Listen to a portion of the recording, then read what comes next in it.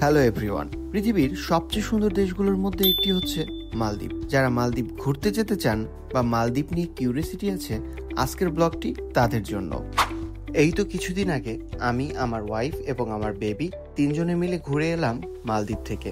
মালদ্বীপে আমরা কিভাবে গেলাম, কোথায় ছিলাম, কেমন লেগেছে, কেমন খরচ হলো, A to Z আলোচনা করব আজকের ভিডিওটিতে। আশা করি ভিডিওটি আপনাদের অনেক ভালো লাগবে। তো চলুন দেরি না করে শুরু করা যাক। হ্যাঁ শুরু করো।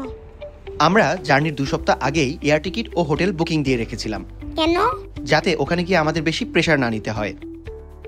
অবশ্য বাংলাদেশ থেকে সরাসরি মালদ্বীপের ফ্লাইট আছে, তবে আমরা বাংলাদেশ টু শ্রীলঙ্কার ট্রানজিট নিয়ে তারপর মালদ্বীপ যাওয়ার প্ল্যান সাজিয়েছিলাম, যাতে আমরা একসাথে দুটি দেশ ভ্রমণ করতে পারি।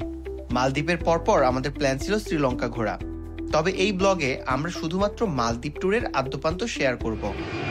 আমাদের ফ্লাইট ছিল রাত 1টায়। 3 ঘন্টা আগেই আমরা এয়ারপোর্টে হাজির হই। কিন্তু এইদিকে আমার মেয়ে শ্রেয়া শুরু থেকেই দুষ্টুমি করতে থাকে। নতুন কেবিন লাগেজটা তার এত পছন্দ হয়েছে যে সে এটা ক্যারি করবে বলে বারবার ঝামেলা করতে থাকে। অবশেষে তাকেই দিয়ে দিলাম, ওকে তুমিই ক্যারি করো। দেখুন একা একা কেমন লাগেজ নিয়ে ঘুরছে। এয়ারপোর্টে বোর্ডিং পাস ও ইমিগ্রেশন করার পর আমরা লাউঞ্জে অপেক্ষা করছিলাম। EBL এর ক্রেডিট কার্ড থাকায় এয়ারপোর্টের স্কাই লাউঞ্জটা আমরা ফ্রি এনজয় করেছিলাম। খাবার করা অনেক বেশি মজা। একদিকে যখন আমরা ডিনার করছিলাম, অন্যদিকে শ্রেয়াকে দেখেন, সে আমাদের ছেড়ে এক কোরিয়ান মেয়ের সাথে গল্প শুরু করেছে। শ্রেয়া তো ইংরেজিও জানে না, ভালো বাংলাও জানে না, কি যে গল্প করছে উপরওয়ালাই জানে। যাই হোক, ঘন্টাখানেক এখানে অপেক্ষা করার পর ফ্লাইটের যখন সময় হলো, চলে গেলাম ডিপার্চার লাউঞ্জে। সেখানে কিছুক্ষণ অপেক্ষার পর শাটল বাসে করে সোজা প্লেনে। ফিটস এয়ার, শ্রীলঙ্কার একটা এয়ারলাইন্স।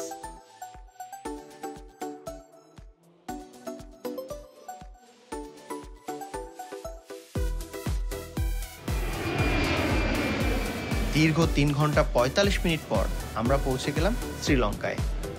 শ্রেয়ার ঘুম নেই, সে যেন দুষ্টুমি করেই যাচ্ছিল। সারা পথ না ঘুমিয়ে কাটিয়েছে। শ্রীলঙ্কায় গিয়ে আমাদের 3 ঘন্টার ট্রানজিট ছিল, সো এখানে অপেক্ষা করতেই হবে। এখানে 3 ঘন্টা অপেক্ষার পর সকাল 6টায় শ্রীলঙ্কা টু মালদ্বীপ যেতে হবে। তবে এই সময়টা বোরিং লাগেনি, কারণ নতুন জায়গায়, নতুন দেশ, প্রথমবার ভ্রমণ করতে এসেছি, সো ভালোই লাগছে। যাই হোক, এখানেও শ্রেয়ার ঘুম নেই। শ্রেয়া তুর করে ঘুরে বেড়াচ্ছে আর আমরা অপেক্ষা করছি। ডিপেচার রুমে যখন অপেক্ষা করছিলাম, তখন শ্রেয়া দেখেন এক ইন্ডিয়ান মেয়ের সাথে ফাজলামি শুরু করেছে।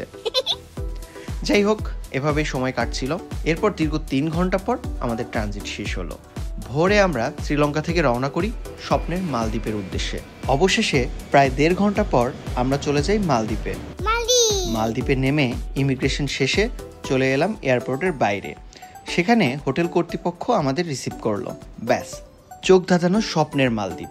চারিদিকে নীল পানি আর মনোমুগ্ধকর দৃশ্য। এইখানে কিছু কথা বলে রাখি, মালদ্বীপে বেশ কিছু আইল্যান্ড আছে। এক একজন এক এক আইল্যান্ডে আসে। কেউ প্রথমবার এই আইল্যান্ডে, তো পরের বার অন্য একটা আইল্যান্ডে, কিংবা একটা আইল্যান্ডে এসে উঠে পরে এক একদিন এক এক আইল্যান্ডে ঘুরতে যায়। আমাদের এজেন্সি অফার করেছিল হুনুমালে সিটিতে থাকার জন্য। আমাদের ট্রিপ সঙ্গীরা ম্যাক্সিমাম মানুষই ওই সিটিতে থেকে যায়, কিন্তু আমি শুনেছিলাম মাফুসিতে থাকার মজাই আলাদা। তাই আমি আমার প্যাকেজটা কাস্টমাইজ করে আমি মাফুসিতে যাওয়ার প্ল্যান করি। অবশ্যই এতে খরচ অনেক বেড়ে যায়। তো এখন এই সিটি থেকে ছোট ছোট শিপে করে আমাদের অন্যান্য আইল্যান্ডে নিয়ে যাওয়া হচ্ছে। আমরা যাচ্ছি মাফুসিতে। আমরাও আমাদের হোটেলে শিপে করে রওনা করি মাফুসি আইল্যান্ডের উদ্দেশ্যে। সারা পথ না ঘুমিয়ে এখন দেখুন আমার বউ আর বাচ্চাটা কিভাবে ঘুমাচ্ছে। চারদিকে যখন তাকাচ্ছিলাম, এত সুন্দর নীলাভ পানি দেখে মনে হচ্ছিল পৃথিবীর স্বর্গ বুঝি এটাই। এত ক্রিস্টাল ক্লিয়ার পানি আর পানির রং, যা আপনার হৃদয় ছুঁয়ে যাবে। ঘণ্টাখানেক নৌযাত্রার পর আমরা পৌঁছে গেলাম মাফুসি আইল্যান্ডে। আমাদের হোটেল ছিল আইকম ম্যারিনা। আইকম ম্যারিনা হোটেলের দিকে আমরা রওনা করলাম। হোটেলের সামনে কি সুন্দর ম্যাকাও পাখি, পাখিগুলো দেখে মন ভরে গেল। পাপা দেখো কি সুন্দর পাখি। হ্যাঁ, তুমি খুশি হয়েছো? আমি খুশি হয়েছি। এরপর আমরা হোটেল রুমে প্রবেশ করলাম। খুব একটা খারাপ না, খুব সুন্দর একটা ভিউ আছে এবং আমরা দোতলায় রুম পেয়েছিলাম। তবে মজার বিষয় কি জানেন, আমার কাছে না কেন জানি ফিল হচ্ছে আমি কক্সবাজারে এসেছি, কারণ এখানকার হোটেল ও আশেপাশের দোকানগুলোতে প্রচুর বাঙালি আছে। রুমে চেক ইনের পর আমি আমার ওয়াইফকে একটা সারপ্রাইজ দিলাম। আমাদের বিবাহ বার্ষিকী ছিল। আসলে এই ট্যুরটাই ছিল তার জন্য একটা গিফট, তার উপরে এমন গোল্ড রিং, যা তার কাছে আনএক্সপেক্টেড ছিল।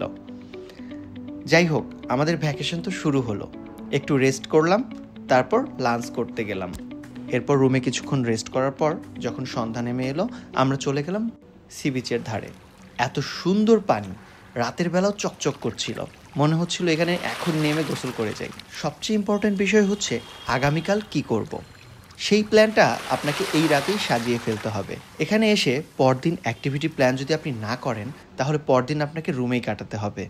তাই আগের রাতেই আমরা পরদিনের অ্যাক্টিভিটি প্ল্যান সাজিয়ে ফেলি। এখানে ছোট ছোট অনেকগুলো স্টল ছিল, যারা পরদিনের অ্যাক্টিভিটি প্ল্যানগুলো সেল করছিল। আমাদের প্ল্যান ছিল পরদিন স্কুবা ডাইভিং করতে যাওয়া। পরদিন এক গাদা ফরেনারের সাথে আমরা রওনা করি স্কুবা ডাইভিং করতে। পানির নিচে জীবনের প্রথমবার নামবো, অক্সিজেন সিলিন্ডার কাঁধে নিয়ে। কি এক ভয়ানক অভিজ্ঞতা! আমরা বাঙালিরা এই জিনিসটা খুব কম পেয়েছি, এবং আমার কাছে তো সম্পূর্ণ নতুন। পানির নিচে নেমে শার্ক সহ হাজার হাজার প্রজাতির মাছ, বিভিন্ন প্রাণী দেখব। জনপ্রতি প্রায় $135 মতো তারা চার্জ করেছিল। তবে এই স্কুবা ড্রাইভিং আমার জীবনের একটা ভয়ানক অভিজ্ঞতা। আমি প্রায় 50 থেকে 60 ফিট পানির নিচে যাবার পর ভুলে অক্সিজেন মাস্কটা খুলে ফেলি। অক্সিজেন মাস্ক দিয়ে তখন বুদবুদ বুদবুদ গ্যাস বের হচ্ছিল। আমি ভয়ে আর মুখে লাগাতে পারছিলাম না, লাগানোর সিস্টেমটাও জানি না। একদিকে ভারী সিলিন্ডার, উপরে উঠে আসারও শক্তি পাচ্ছিলাম না। কি একটা ভয়ানক অভিজ্ঞতা! আমার মনে হচ্ছিল যে ওইটাই হয়তো আমার পানির নিচে শেষ সময়, আমি হয়তো আর বাঁচব না। কিন্তু জানি না আল্লাহর রহমতে কিভাবে যেন উপরে উঠে আসলাম। হয়তো কোনো সুইচে চাপ লেগেছিল। আমার কাছে এই অভিজ্ঞতাটা অনেক ভয়ানক ছিল। এভাবে দিনটা কেটে গেল। পরদিন যখন আরেকটা নতুন দিন শুরু হলো, আমরা নতুন কিছু প্ল্যান করলাম। পরের দিন আমরা আরও অ্যাক্টিভিটিস নেই, সেগুলো এনজয় করতে থাকি। এর মধ্যে একটি ছিল প্যারাসেইলিং। এত বড় বিশাল সমুদ্রের উপরে প্যারাসেইলিং, সাথে আমার লাইফ পার্টনার। খুব সুন্দর একটা অনুভূতি। আপনারা দেখেই বুঝতে পারছেন কত সুন্দর একটা ফিলিংস।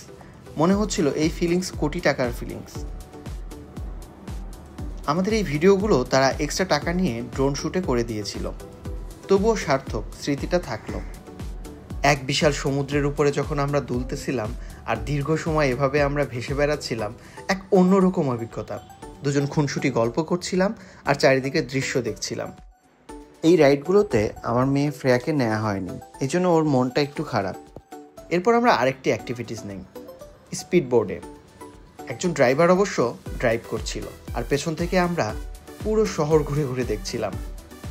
বিশাল সমুদ্রের মাঝে এই ফিলিংসটাও ছিল অন্যরকম একটা ফিলিংস।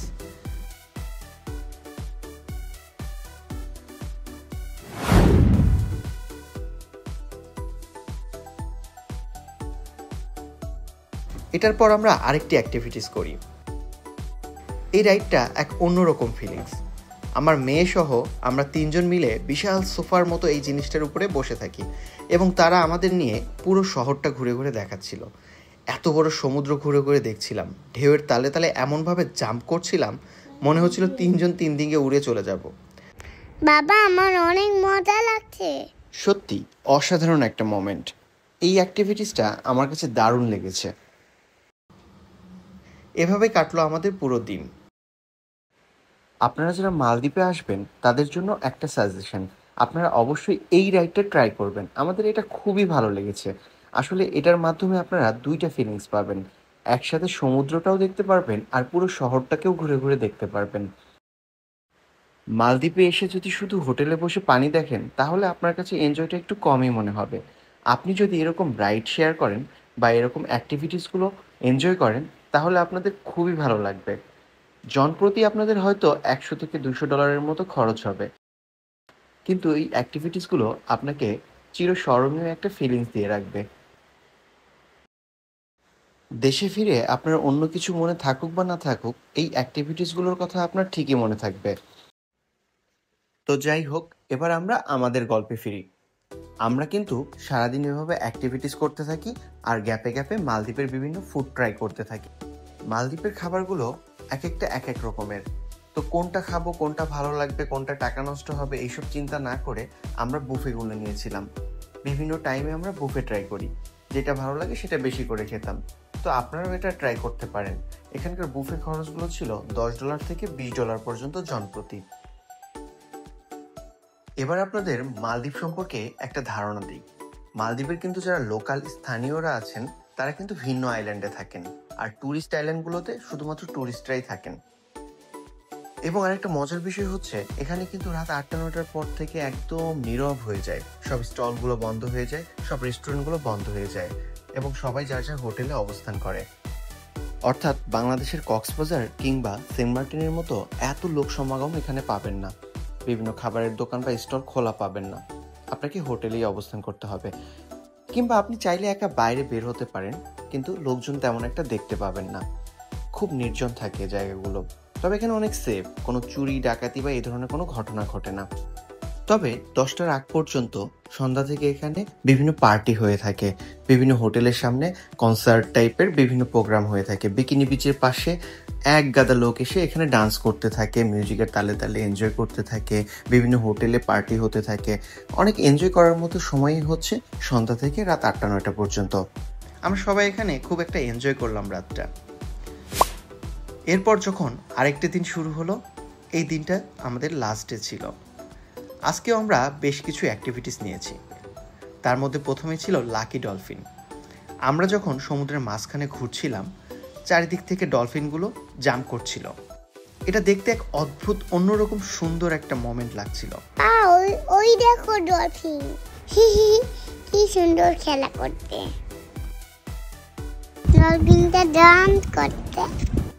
এদেরকে লাকি ডলফিন কেন বলে জানেন? কারণ প্রতিদিন এভাবে ডলফিন দেখা যায় না। যারা লাকি তারাই নাকি ডলফিন দেখতে পারে। যাই হোক, আমরা হয়তো লাকি ছিলাম। বেশ কিছু ডলফিন চারিদিক থেকে এভাবে লাফাচ্ছিল আর আমরা এনজয় করছিলাম। সবাই ডলফিনের সাথে ছবি তুলতেছে।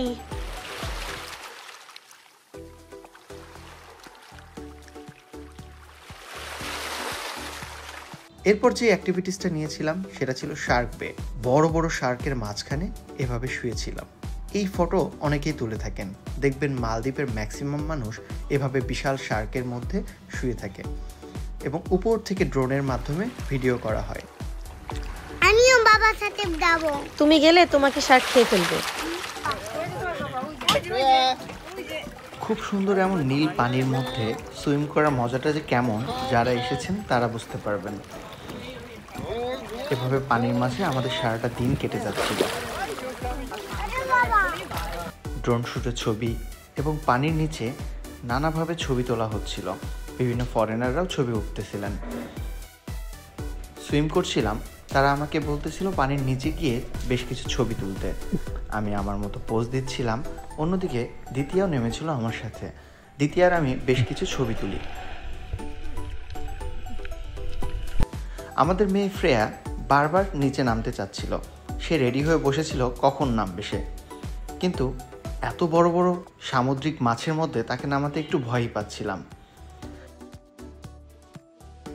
এরপর আমাদের আরেকটি জায়গায় নিয়ে যাওয়া হয়, যেখানে পায়ের নিচে বড় বড় মাছ এসে খেলা করছিল।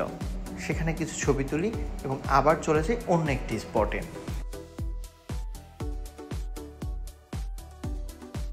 এখানে আমার অনেক ভালো লেগেছিল। এখানে আমি ডান্স করেছিলাম। এখান থেকে আমরা রওনা হই আমাদের লাস্ট ডেস্টিনেশনে। আমার ওয়াইফ ঘুমাচ্ছে, অনেকেই রেস্ট করে নিচ্ছে, আর আমরা চলে যাচ্ছি আমাদের গন্তব্যে স্যান্ড আইল্যান্ডে। খুব সুন্দর একটা মনোরম দৃশ্য। সেখানে আমাদের শিপ ল্যান্ড করে। আপনারা পানির কালার দেখে বুঝতে পারবেন জায়গাটা কত সুন্দর। এখানে নামার পর আমরা লাঞ্চ করার জন্য প্রস্তুতি নিচ্ছিলাম। এ একটা অন্যরকম অনুভূতি। আপনারা দেখলেই বুঝতে পারবেন চারিদিকে সুন্দর পানি, আর ছাতার নিচে আমরা এভাবে সবাই একসাথে লাঞ্চ করছিলাম। এখানে আমরা বাঙালি ছিলাম খুব কম এবং ম্যাক্সিমামই ছিল বিভিন্ন দেশের। এই ফিলিংসটা অন্যরকম, অনেকটা পিকনিক একটা ভাব আছে। খাবারগুলো কিন্তু অনেক ভালোই মজা ছিল। এখানে অনেকেই ড্রোন শুটের মাধ্যমে কাপল ছবি তুলতেছিল। কি সুন্দর একটা দৃশ্য। এভাবেই এত অ্যাক্টিভিটিসের পর আমাদের যাত্রা শেষ হয়। যখন ক্যালেন্ডারে তাকিয়ে দেখি আজকে আমাদের শেষ দিন, মনটাই খারাপ লাগছিল, কিন্তু কি আর করার, ফিরতে তো হবেই। আমাদের ফ্লাইট ছিল আগামীকাল। যেহেতু মালে সিটি থেকে আমাদের ফ্লাইট, সো মাফুসি থেকে আমরা ফ্লাইটটা মিস করতে পারি, যার কারণে আমরা এই রাতে থাকার প্ল্যান করি হুনুমালে সিটিতে। সেখান থেকে খুব কাছাকাছি এয়ারপোর্ট। সেখানে গিয়ে আমরা একটু হনুমালি সিটিটা ঘুরে বেড়াই। এই সিটিতে আসার পর মনে হয়েছে এটাও তো সুন্দর, খুব সুন্দর একটা প্রাকৃতিক পরিবেশ আছে এবং এখানে অনেকটা শহর শহর একটা ভাব আছে। ঠিক যেন বাংলাদেশের কক্সবাজারে গেলে যেমন অনেক হোটেল, অনেক লোকজন, ঠিক তেমন হনুমালি সিটি। আর মাফুসিটা ছিল অনেকটা সেন্ট মার্টিনের মতো। এখানে রাতটা পার করে পরদিন সকালে আমাদের ফ্লাইট, আমরা চলে যাই এয়ারপোর্টে। এভাবেই আমাদের মালদ্বীপ ট্যুরটা শেষ হয়। তো কেমন লাগলো আমাদের ব্লগ সবাই কমেন্ট করবেন। আর যারা মালদ্বীপে যাবেন, আই থিঙ্ক আপনাদের এখান থেকে অনেক ইনফরমেশন কাজে লাগবে। আর এই ব্লগটি করার দুটি উদ্দেশ্য: এক, এটা আমাদের স্মৃতি; দুই, আপনাদের একটু হলেও ইনফরমেশন দিয়ে হেল্প করা। সবাইকে ধন্যবাদ, ভালো থাকবেন। আর ব্লগটি ভালো লাগলে চ্যানেলটিতে সাবস্ক্রাইব করে রাখুন। আমাদের পরবর্তী ব্লগ শ্রীলঙ্কা।